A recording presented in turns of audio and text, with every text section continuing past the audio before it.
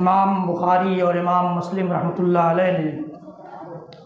حضرت عثمان بن عفان رضی اللہ تعالیٰ عنہما سے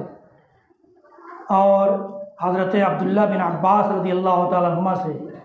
وضو کے باب میں ایک حدیث نقل کی ہے، جس میں نقل کرتے ہیں کہ حضرت عثمان بن عفان رضی اللہ تعالیٰ عنہ نے پانی منگوایا ایک برتن میں، اور پانی منگوا کر کے انہوں نے وضو کیا۔ وضو کیسے کیا؟ پہلے اپنے دونوں ہتھیلیوں کو 3 بار دھویا۔ تو ہتھیلیوں کو دھونے کا جو طریقہ ہے وہ تو آپ ایسے دھوئے ہی، اس میں انگلیوں میں خلال کیا جائے،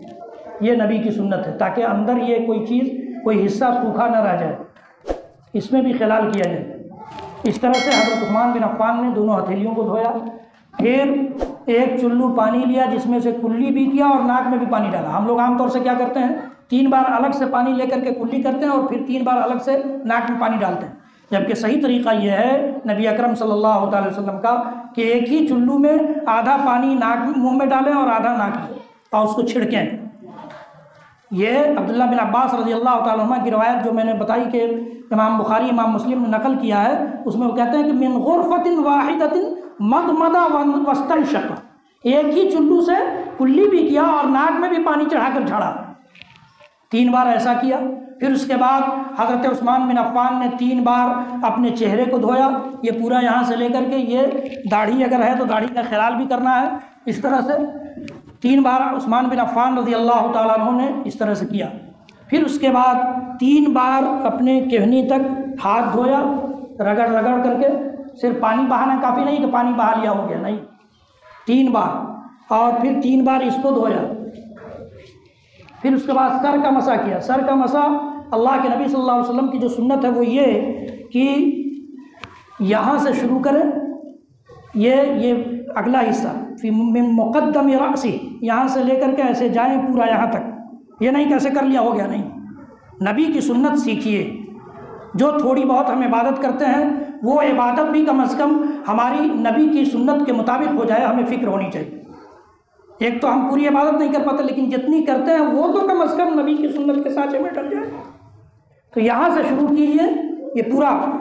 پورے ہتھیلی سے،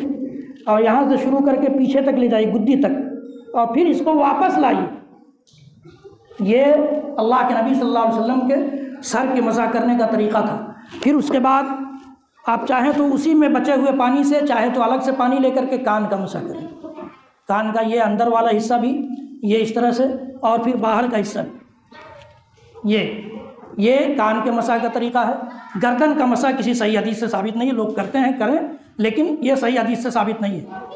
کہیں بھی کسی حدیث میں اس کا تذکرہ نہیں۔ اس کے بعد پیر دھویا 3 بار، اس میں بھی انگلیوں کے درمیان اس طرح سے اس انگلی سے خلال کرنا ہے تاکہ کہیں سوکھا نہ رہ جائے۔ ایڑیوں کی طرف خاص طور سے ہم لوگ توجہ نہیں دیتے۔ ایڑیوں کے سلسلے میں امام کائنات کا ارشاد ہے کہ ویل للعقاب من النار، ایڑیاں جو سوکھی رہ جاتی ہیں ان کے لیے جہنم کا ویل نامی طبقہ ہے۔ تو ایڑیاں بھی سوکھی نہ رہیں اور انگلیوں کے درمیان بھی خلال کریں۔ اس طرح سے حضرت عثمان بن عفان رضی اللہ تعالیٰ عنہ نے وضو کیا، اور دیکھیے عثمان بن عفان رضی اللہ تعالیٰ عنہ کو پتہ تھا کہ میرا طریقہ کافی نہیں ہے جب تک اس پر نبی کی مہر نہ لگے، تو کہتے ہیں کہ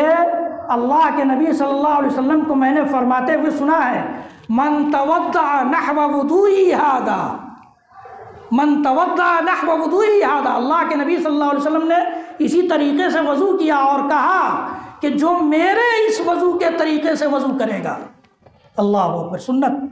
یہ سنت بول رہی ہے اس ٹکڑے میں، من توضع نحو وضوئی ھذا ثم يصلي رکعتین ولا يحدث نفسه،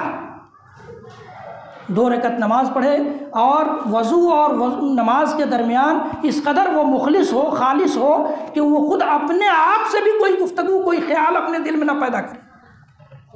یغفر لہ ذنوبہ، تو اس کے گناہ بخش دیے جائیں گے، اس کے گناہ